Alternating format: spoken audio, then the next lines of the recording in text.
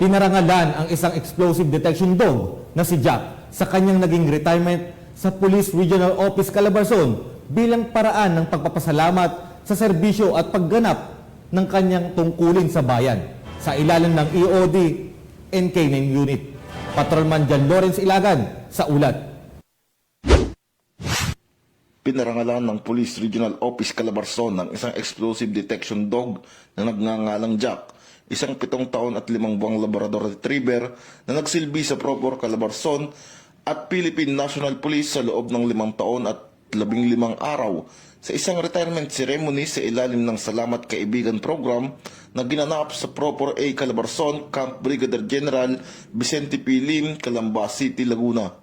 Si Jack ay dineklarang nagretiro mula sa kanyang tungkulin sa pagpapatupad ng batas bilang isang police service dog noong 31 ng Mayo taong 2024 alinsunod sa General Guidance No. 6 ng Philippine National Police, Memorandum Circular No. 2017-069, Policies in Recruitment, Eligibility and Function of PNP EOD K9 Personnel and Guidelines in Administration, Management, Utilization and Disposal of PNP K9s.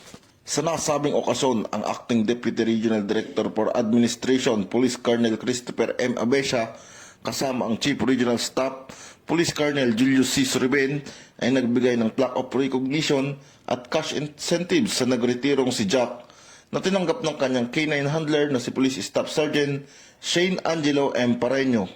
Ngayong hapon, tayo ay nagtitipon upang bigyan ng karangalan ang isa sa mga naging kabahagi ng ating kapulisan dito sa Calabarzon. Ang pagre-retiro ng ating tapat na kasamang aso sa pagsisilbi, ang ating explosive detection dog na si Jack. Sa bawat hakbang, bawat panganib at bawat tagumpay, si Jack ay naging katuwang at kasama ng ating magigiting na kapulisan sa mga police operations. Sa kanyang husay sa pagtukoy ng bawat banta at sa kanyang tapat na paglilingkod, siya ay naging mabuting halimbawa sa pagbabantay at pagtulong sa ating kapulisan.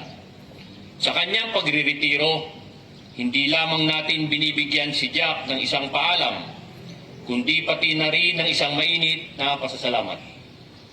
Pasasalamat sa kanyang tapat na paglilingkod, sa kanyang katapatan, sa kanyang katapangan, at sa bawat sakripisyo na kanyang ginawa para sa ating kaligtasan at seguridad.